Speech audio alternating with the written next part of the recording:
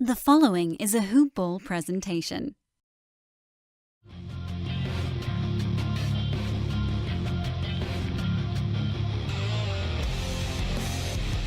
Welcome to the Fantasy NBA Today podcast. Well, hello everybody. Welcome to the Fantasy NBA Today podcast, a hoop-ball presentation. I am not Dan Brespers. I am still Vince Miracle. And you want to know why I'm here? It's because I interviewed one Dhanani brother, and I forgot to mention that there's two of them on this hoop ball staff. So joining me today is Mr. Riaz Dhanani. Riaz, what is going on, my friend? Hey Vince, how's it going? Thanks for having me on. I'm the older Dhanani, so a lot more experience. Thanks for having me on. I'm excited to be here. Well, let me just ask you this, Riaz, because I have little brothers and they think that they can beat me in basketball all the time. Do you ever get to the point where, you're kind of nervous when you're stepping up against it, whether it be wrestling, whether it be basketball, football, doing data entry, where you have to keep showing them up, but they almost beat you? Yeah, I mean that was our situation.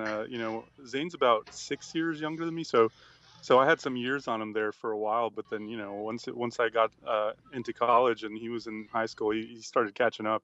So we went through that whole deal, and I try to keep him down still as much as I can. Well, here, let's ask this then. Who was first to join the hoop ball crew? I want to say that would be me. We joined around the same time, so once there's an opportunity like that, we're both sports junkies. We both love fantasy sports. So, once I saw that Aaron Brewski had an opportunity for us there, I've always followed Aaron pretty closely. Of course, knowing my brother as well as I do, I mean, we're pretty much best friends. I had to let him know that, hey, there's an opportunity here, and if AB has anything else for both of us, then let's both capitalize. Yeah, and now you guys are both, hardcore into this hoop ball draft guide, just like all of us here at hoop-ball.com. And for those who do not know, I'm going to do a little plug here, is that the hoop ball draft guide is now out, and we actually have a special promotion going on that if you purchase the hoop ball draft guide before 10/1, you can buy the hoop ball draft guide for only $9.99. After that, it will be $17.99. So hurry up and go get that today on hoop-ball.com. But Riaz, back to the conversation here is that, you have been working heavily on this hoop ball draft guide, and you guys have kind of been going back and forth, you and your brother, as well as the hoop ball team, kind of going back and forth on it. And that's kind of what I want to touch on here today, is just kind of getting some of the insight that you've already been doing for the team. I know you've been doing team previews, player previews, and things like that. So I think we should go ahead and dive right in, and then to end out the show, we will bring up some Olympic play and how Team USA did bring home the gold against Serbia in that gold medal round. But first, again, since we've now unveiled the draft guide, like I said, I think it'd be best to go ahead and start from there with some of the work that you've been doing. And so let's go ahead and start off with a team that I personally feel is in a good place. I still think they're the number 2 in the Western Conference, and that's the San Antonio Spurs. So we can do this from a fantasy perspective first and maybe intertwine with some reality. But from a fantasy perspective, when you're doing this hoop ball draft guide, what were some big let's start off with the positive things that you saw from this San Antonio team? Well, I'm glad you mentioned that, Vince. First of all, this hoop ball draft guide is just a lot of in-depth research. I mean, we're grinding every single night, and we feel like there's not really an off season. Once you're done with the season, it's time to look forward and get those numbers in and see how you can beat your opponents next year. So our writers are working around the clock, and it's exciting stuff. I've gotten a chance to read some of our premium articles, and there's a lot of good stuff there, a lot of good stuff for people. So yeah, one of the player and team previews that I got a chance to do, as you were mentioning, is San Antonio. And, I feel that they had to have been the quietest 67 win team that I have ever seen. They dominated last season, but they were backseat to the Golden State Warriors. Everyone's eyes were on Golden State, and San Antonio just kind of floated along with 67 wins, and no one was really paying attention. And they had added LaMarcus Aldridge and things like that. And so, I mean, and of course, he's not some just throwaway player. So, I mean, they had all these pieces in place, and unfortunately they didn't get past the Thunder there. But this is not a team to be overlooked in any season. Even though Tim Duncan's gone, so there's a lot to look forward to coming up this season. So we've done a lot of analysis on that. Well, let's talk about now that Tim Duncan's gone. The team did bring in Pau Gasol, who had a pretty good year from a statistical standpoint with the Chicago Bulls. He's now basically filling in that spot as the center role. Do you see his numbers taking a dip, staying the same, or maybe going up a little bit higher in this offense? Because to me, Pau Gasol is just that perfect fit for what San Antonio is trying to do, and that's keep that strong core, that strong synergy of what they were already running together for at least another season. Tony Parker's aged more. Pau Gasol's turning 37. Kawhi Leonard's a year older. Same with LaMarcus Aldridge. But my biggest worry, and this is on the defensive end of the floor, is that Pau Gasol and LaMarcus Aldridge are, I wouldn't say defensive sieves, but at the same time, they're not defensive-minded players at all. So with that all being said, do you see a number either, again, rising, staying the same, or dropping for a guy like Pau Gasol? I certainly see Paul Gasol's numbers dropping this season. Last season he finished top 25 overall, and he was in that Bulls offense where he was really, really counted on to produce and lead that team as far as they could go. And so, I mean, he was playing, down the stretch and just grinding it out there. And so now that he joined San Antonio, he's not going to be asked. Obviously, he's not going to be asked to do any more than he was when he was on the Bulls. And so, that he's going to be maybe a third option on that team. You're going to get Kawhi Leonard in there, getting his numbers going, and LaMarcus Aldridge is finally getting comfortable in that offense. But no, Paul Gasol's numbers are certainly going down, and he's somebody that, fantasy owners might be a little bit scared of drafting this season. And I don't think that there's anything wrong with Paul Gasol. It's just that he's just not going to get as much opportunity this year. Speaking of players that fantasy owners may be scared of drafting, what are your thoughts and what are your expectations for a guy like Danny Green, who, after just getting paid, had a very upside down year? Couldn't hit his 3-pointers, couldn't finish around the rim. His defense was subpar throughout the season. I mean, of course, he's Danny Green. A shooter's got to shoot, so hopefully he keeps shooting. But does he have that bounce back year like he did when the Spurs won that championship before he got paid, or should fantasy owners still have that hesitation on drafting him? Now, I think that that 2 seasons ago he finished in the top 60 there, and so he had going into last season he had fifth round value as an ADP, and and that was well warranted for the season that he had before. But last season was such a disappointment. He had finished way down past the top 130, and so when you kind of see a player like that, you have to think that maybe that there will be some positive regression, and that his value really lies somewhere in the middle there. I'm thinking, he's a late to mid round um, uh, pick this year, maybe somewhere around the 90s, something like that. And so that's somebody that even with the bad taste in everyone's mouths from last season, that maybe he can be that guy in the middle there that has some high upside. We've seen good things from him, and his price is not as high this season. So that's somebody that you might want to look out for in those middle rounds.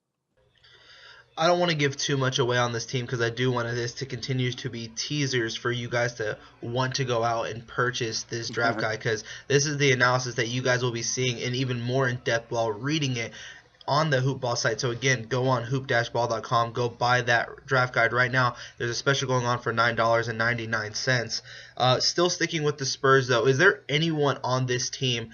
I mean, we already know Kawhi Leonard, he's a first round draft pick. LaMarcus Aldridge, I have him latter half of the second, but I understand why a lot of people will say mid-second, early second round pick. Completely understand it. Is there anyone on this team that they've acquired or that is secretly being overlooked that could have fantasy relevance and possibly, I wouldn't say be put on your draft list, but you should keep an eye out come draft time if you're looking for this certain type of player at the latter half of your drafts? Well, I think, as we mentioned, Danny Green might be the best value pick on this team, just because of the bad taste in everyone's mouths with him going down uh, later towards the draft. And with Tony Parker aging, you're going to see some more opportunity there for Patty Mills. I think that late in your draft, he might not be a terrible pick. He's got some experience this summer with Team Australia, and so he's a guy that is going to see more his minutes increase as Tony Parker gets into those golden years and starts sitting down a little bit more. Is there any chance that in the next, I'd say, 4 years, Patty Mills takes over the starting point guard position? Maybe Tony Parker retires, whatever the case may be. Do you ever see the day that Patty Mills becomes a starter? Because his Australia play was spectacular. And so I think he's definitely warranted at least a chance for a starting position. I think the Spurs organization had to be drooling with the performance that he had in the Rio Olympics this season. He definitely showed that he can run an offense and that he can be a guy that could be counted on and when the time gets tough. And so I do think that he can be a starting point guard in the NBA. Of course, he has a big shoes to fill with Tony Parker, so the expectations can't be that high. But I do think that he does have an opportunity to take Tony's spot in the near future. From one high-end team in the Western Conference to the next, we're not going to the Warriors. We're probably going to move down just one, in my power rankings, just one slot down, and that's the Los Angeles Clippers. The crew is back together once again, and it seems like if you know this team, you know who you're drafting. So I'm going to throw it over to you, Riaz, and say, is there anything that we don't know about this team that people should know about some of these players from a fantasy perspective? Well, the one thing that owners are going to be so worried about is the play of Blake Griffin this season. How is he going to look? He came back there towards the end of the season and made a little spot there in the playoffs, and he still had a little bounce in his step, but it wasn't the same explosion that we saw earlier last season. And so, is he going to be able to provide the same, outlook as he did last season before the season? And so, that's a guy that I've moved down my rankings, not to give anything away, but that's a guy that you got to be a little bit worried about with the way that he played last season. And it's just, there is some rumors going out there that maybe he hasn't fully recovered. He's also going to be on the trading block all season, as he is going to be an unrestricted free agent the following year. So all eyes are going to be on him this season. For me, I'm not on the opposite end. I think a lot of people are underestimating what Blake Griffin can be this upcoming season. He's now maybe he's not fully recovered from his multiple injuries from last season, but he's at least played on the injury. He's taken the time off, so he's ready for this upcoming season. And it was just 2 seasons ago where people were talking about how he can potentially be a league MVP here soon.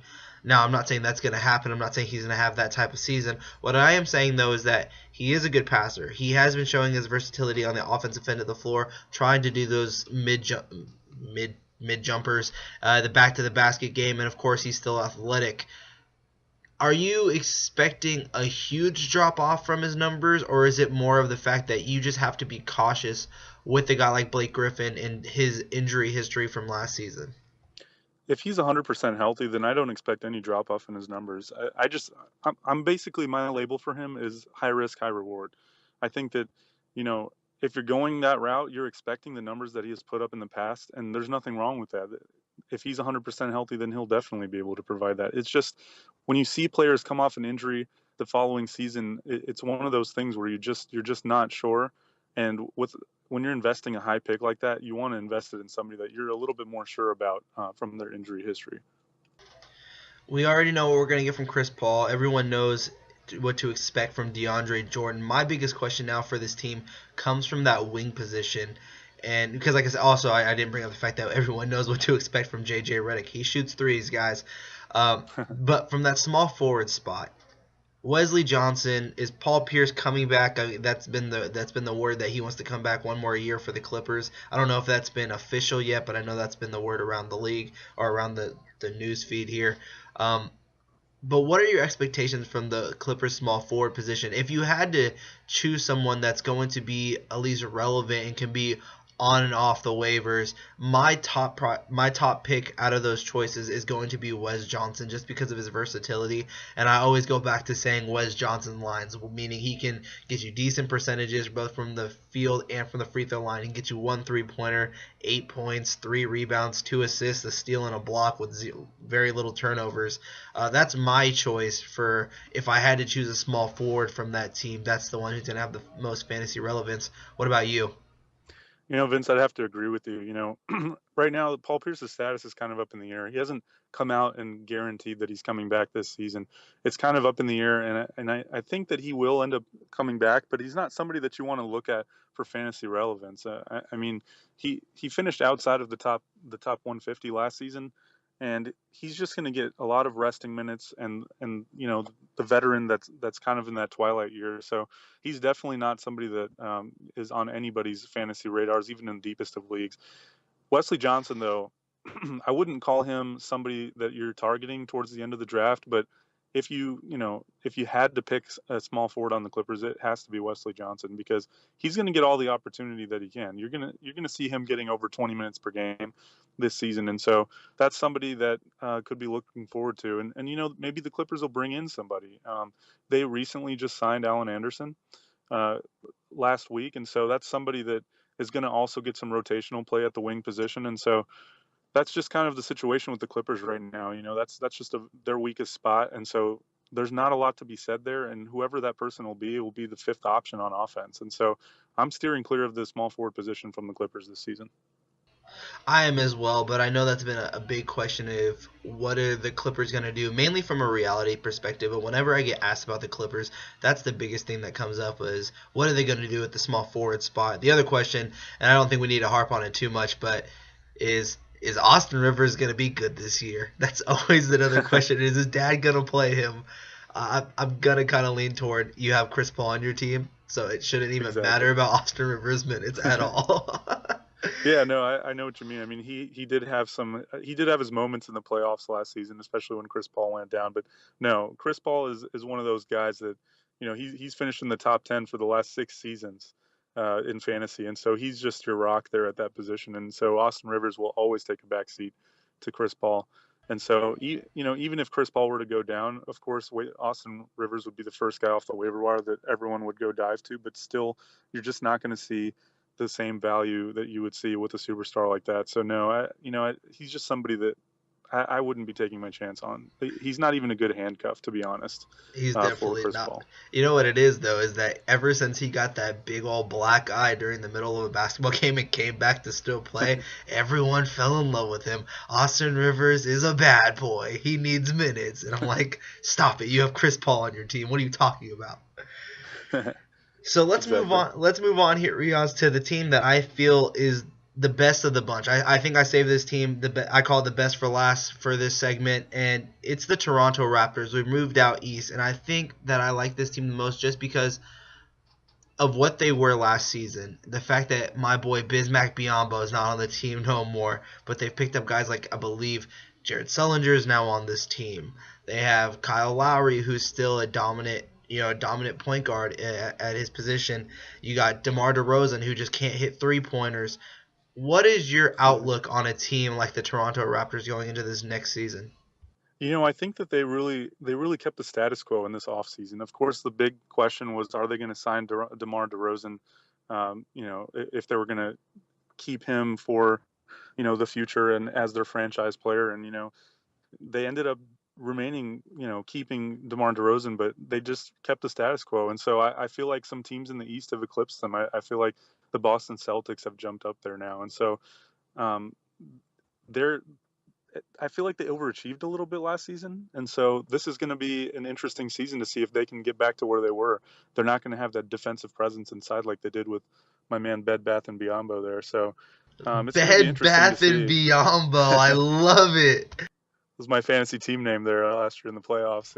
He had that he had that run where he took over for Jonas Valanciunas and just went off. And so he was one of those guys that wins you around by himself and wins the block category. But But anyways, so I have a soft spot for Bed Bath and Beyond. But anyways, yeah, it's just an interesting take this season with the Toronto Raptors. Like I said, I feel like they kept the status quo, and adding Jared Sullinger is not something that gets your mouth watering about their outlook there.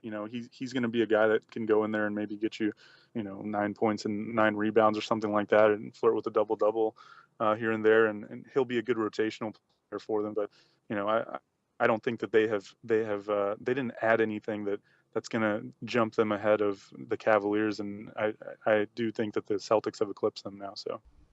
Well, I'm going to ask you the question that everyone's wondering about this team, and I think it's been the question for the past, couple seasons now. Is this the year Jonas Valanciunas finally breaks out? I think that he had flashes of breaking out last season, and so if he can stay healthy all season, then definitely. He has good big man numbers, and he also doesn't hurt you anywhere. He has a solid free throw percentage. He's a solid shooter from the field.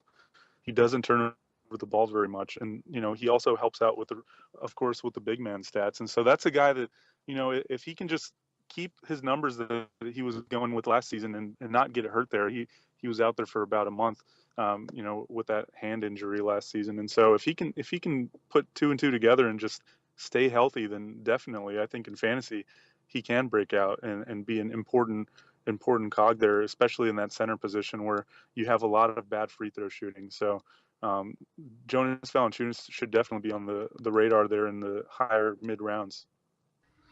Yeah, I'm a huge fan of Valanciunas for what he did toward the latter half of the season when he did come back from the hand injury and things like that. My only issue with Valanciunas is he's had so many chances now to break out and to be that player that everyone expected him to be. And I know Charles Barkley loves Jonas Valanciunas, but he can't pronounce his name to save his life. But I my biggest worry with him is that he'll get injured again, or he just doesn't have the season that everyone's expecting him to have, and people are going to be reaching for him. So without giving out the exact area in which you're drafting him, kind of give us like a rough estimate of where you think people should be drafting him in what rounds. I really think that he is a solid pick there in the mid rounds. If you're starving for a center, and I'd say the higher mid rounds. I'd say like a sixth round or a fifth round, something like that. That might be reaching a little bit there, but it depends on your draft strategy. But if you're looking for those higher percentages to keep those going, if you didn't draft a DeAndre or somebody like that, then I think that he's a good mid round target there for the Raptors, and they've invested a lot in him. By letting Biyombo go there, he has the keys in that front court. So all eyes are on him this season. Let's now move to just the bench in general and this whole team in general as well, because I think with you doing this whole entire draft guide and doing the team profile and a few of the player profiles for this team already, did you finish the entire Raptors already? Yes, I did. Okay, so you've looked at the entire team from top to bottom. Is there, and I asked you this with the Spurs, is there anybody on this team that you may be looking at as maybe you don't draft them, but you keep an eye on them and you keep tabs on them, you put them on your watch list throughout the season, because if this person starts getting hot or if this person starts seeing the minutes, they're going to be a force in the fantasy leagues? Well, if you're looking for that double-double guy, I think Jared Sullinger is definitely coming into a new situation, and he's actually on a short deal, so he's going to have his 1-year contract there to prove himself once again, as he did last season. And so, if he just gets that opportunity, then he might take over that power forward spot there. And there's a lot of opportunity with the Raptors losing Luis Scola, that a guy like Jared Sullinger can come in and play that power forward position a little bit differently and contribute there. So he's somebody that towards the end of the draft, he might make an impact there for the Raptors. What about a guy like Damari Carroll, who kind of gets you a little bit of everything, but due to injuries, he's kind of been a disappointment for fantasy owners? Are you looking at him of having a bounce back season? I think that he can. He's one of those 3-and-D players that can go out there and get you those dirty stats that people don't necessarily gun for. Your opponents are, a lot of people look for those popcorn stats, and so for fantasy junkies that are really into treating every category equally. A guy like DeMario Carroll can come in there and hit you some 3-pointers and get you some steals and be very efficient in that manner. And so he won't hurt you anywhere. And in fact, he'll help you in those categories. So I do think that he can bounce back. He did come back there for a little bit towards the end, and I think that he can carry that momentum into this season and be a solid contributor. Yeah, I really like DeMario Carroll. I believe last season I picked him up as a steal in the mid-8th round.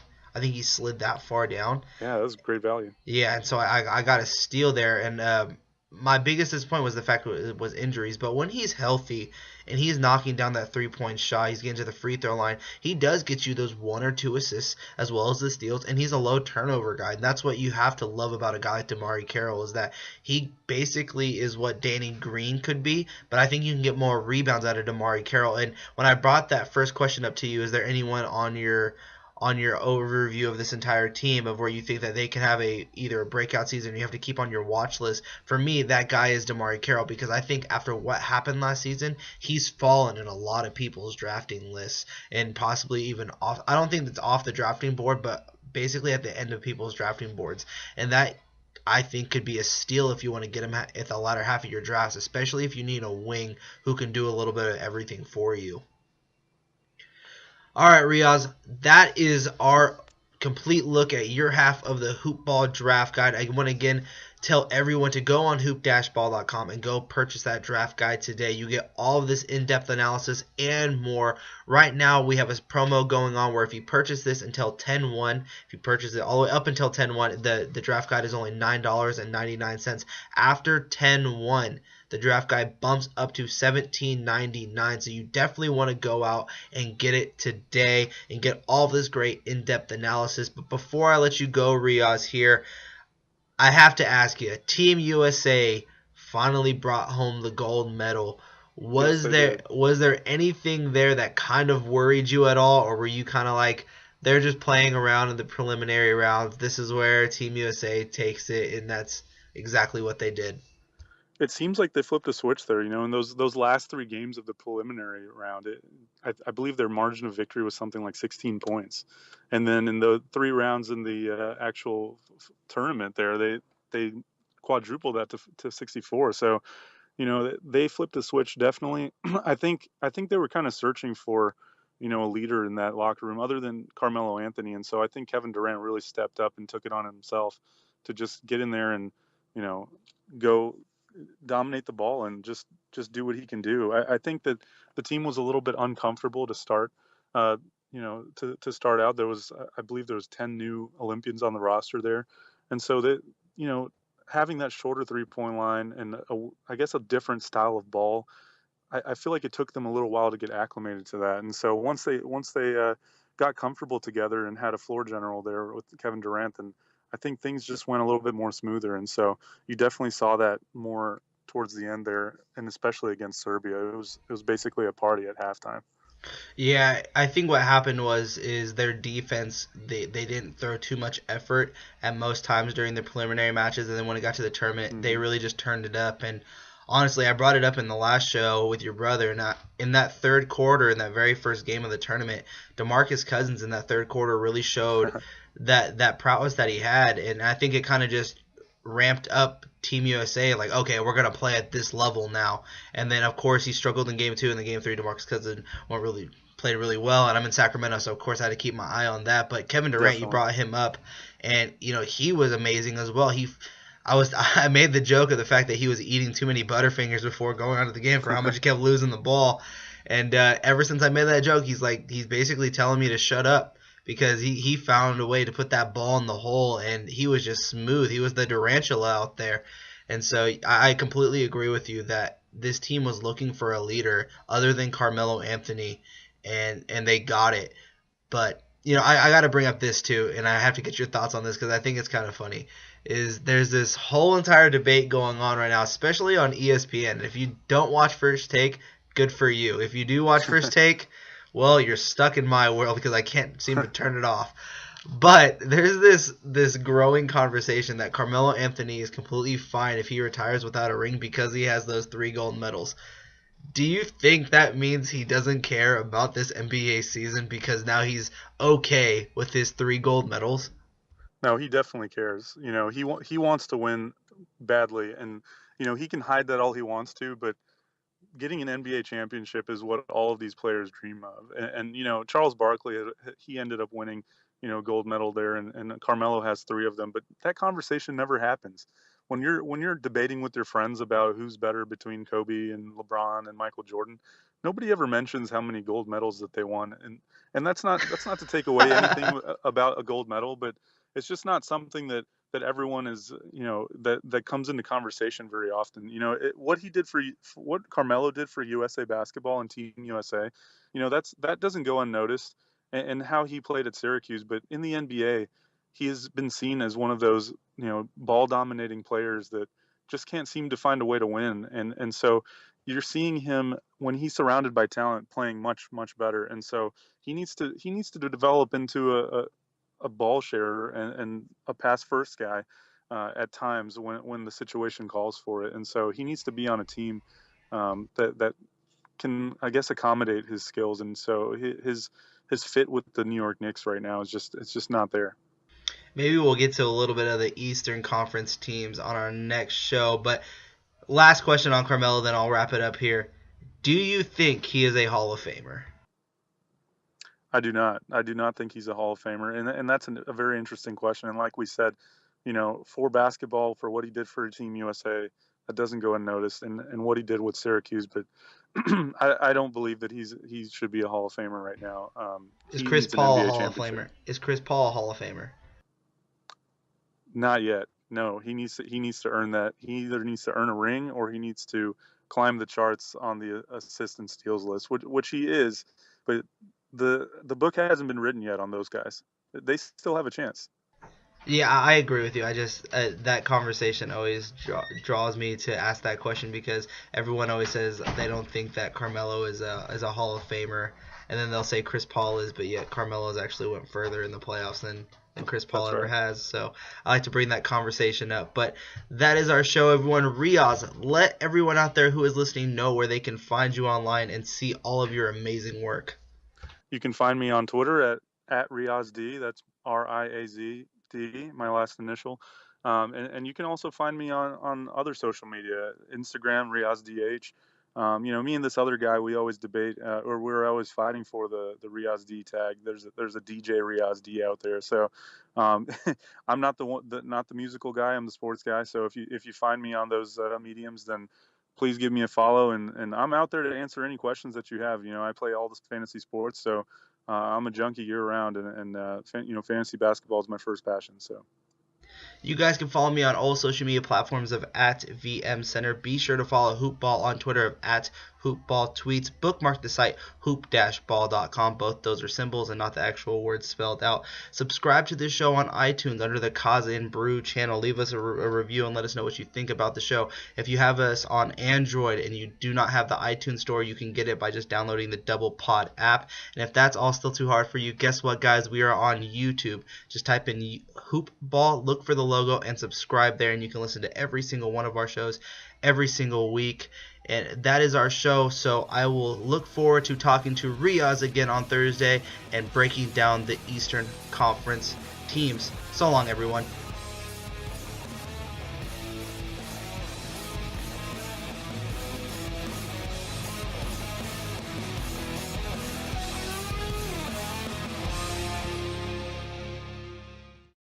This has been a Hoop Ball presentation.